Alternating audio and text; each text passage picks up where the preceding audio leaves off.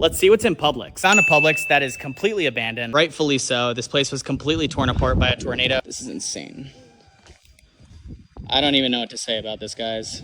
And all these wires are probably electric. It's post-apocalyptic in here. It's not even, I don't even know what to say. This looks like where the substation used to be. You can't even get over all the debris. It's like terrifying in here. This stuff can all fall on me on any minute, so I should probably get out of here. Wow. This was the roof. Dude, like the wind ducts are hanging. Water on the ground means I could get electrocuted. If I die, it's natural selection at this point. I'm like shaking right now. I'm like, I can't even, I don't even know. I have never filmed anything like this. This is chilling. Wait. If I'm not being detained, I gotta go. Hi. They're chasing me. I don't know if what I did was illegal or not. There are no trespassing signs. I'm so much faster than them. There's no shot. There's no shot.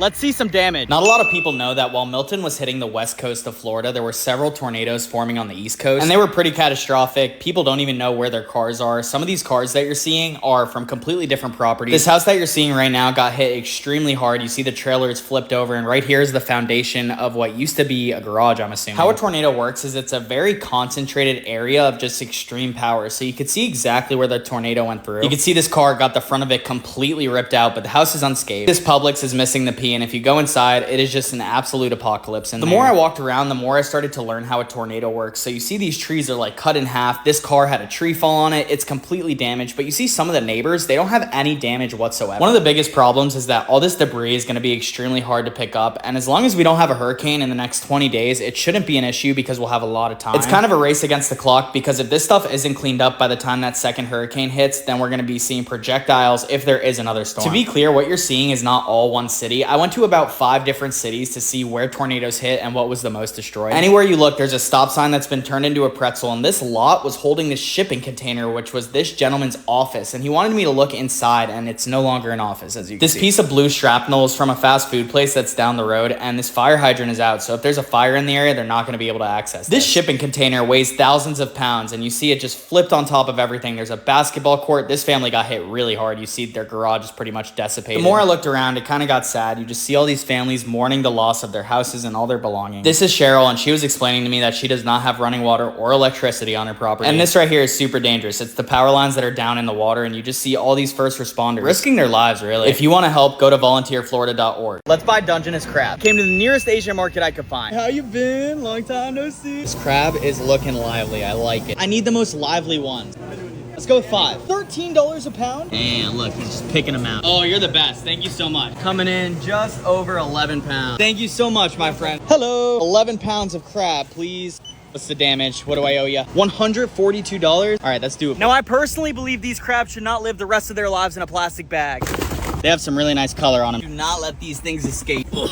Put some newspaper on his lap so that he doesn't get spilled on. Also, if you're wondering, this is where I get my seafood from. I finally got a real steamer. And it's big enough. We're just seeing how many we're able to fit in here. Looks like 3 is gonna be probably the max. They love their new home. I'm giving the rest of them to my grandparents because they said they wanted crabs. Grandma! Yes, dear. You want them? Oh, do I want them? Do you think I'm a good grandson? You're the best, hon. You're number 1. Good enough for you to clean the seafood smell out of my apartment, please? Oh, I'll try. I could use that cleaning as soon as possible. Tomorrow, maybe? Today. Let's get imitation crab. Everyone is saying the imitation crab at Sam's Club tastes more like crab than crab. This is also the second Crabs Club I've been to. They're all sold out. All of this was only like 20 bucks. This is what they look like out of the packaging. I like a lot of butter because it adds more flavor. Big old dollop of minced garlic too. In you go. Color on them is pretty incredible. I'll give them that. All right, I think they're done. They kind of smell like they're starting to burn a little bit. Taste test, here we go.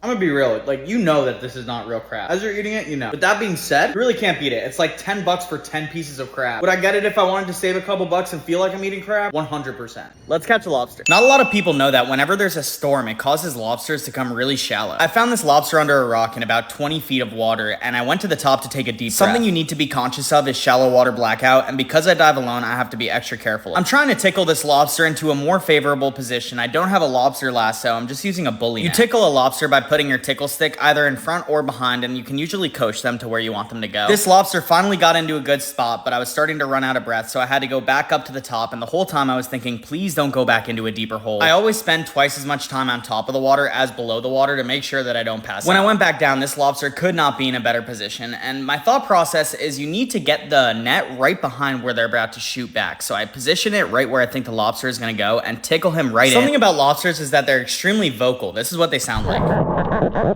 I made sure he was legal size, and once I got the okay, put him in my lobster bag and called it a day. Lobster season is in full swing. Let me know what recipes you want me to do and I'll cook them up. My next video is lobster pasta. Let's make lobster pasta. I caught this lobster 20 minutes ago. First you put olive oil in the pan. Next put garlic in and start to saute. We also threw in some butter. Time for Mr. Lobster Tail to go in. Look, it's so fresh, it's still kind of twitching. Ow! The color on this already looks amazing. Put in your pasta sauce, but make sure you shake it first. Pour it right on top of the lobster tail. Next you're gonna add lots of seasoning. I know, shocker. We're going with garlic powder, onion powder, salt, pepper, and parsley. Mix all those seasonings up real good. Now you gotta let your sauce cook down a bit. This should take about 20 minutes. Fill a pot halfway with water.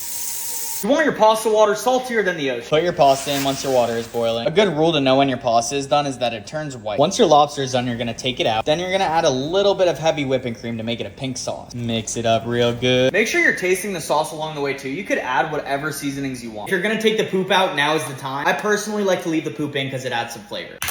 This is what your lobster tail should look like, and this is the poop sack. In goes the poop, and in goes the lobster. Now that the pasta is white, that means it's done.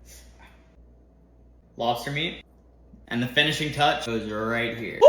That looks so good! Let's make a shrimp roll. Everyone is saying the shrimp from Trader Joe's tastes better than lobster. This is what the packaging looks like. They're pretty much sold out. This entire bag is 15 bucks. This is what they look like out of the package. People are just using butter to cook these, so that's what we're gonna do. And I like a lot of butter, so we're going with that. This is what they look like when they're finished. Putting a tiny bit of sauce on this brioche bun and loading it up with the shrimp. Langostinos are very fresh. It feels like they were caught yesterday. They still have that like seafood taste that you only get from fresh seafood. They're also very sweet compared to like other crustaceans, which are a little bit more mild sometimes. I loaded this first bun with a lot of shrimp and I still have like at least 4 servings left. This one is 100% a winner. Let's cook crabs. We're gonna make it a fair fight. Who gave this crab a knife? They all fit perfectly in my steamer. Garlic powder, onion powder, chili lime for a little bit of color. These guys are gonna steam for 20 minutes. I definitely put in way too much water. Once your crabs are cooked, you want to put them in an ice bath. Ow, so hot, so hot. This is going to stop the cooking process. The best part about steaming a crab, you get to keep all the crab butter. I like my crabs drippy, bro.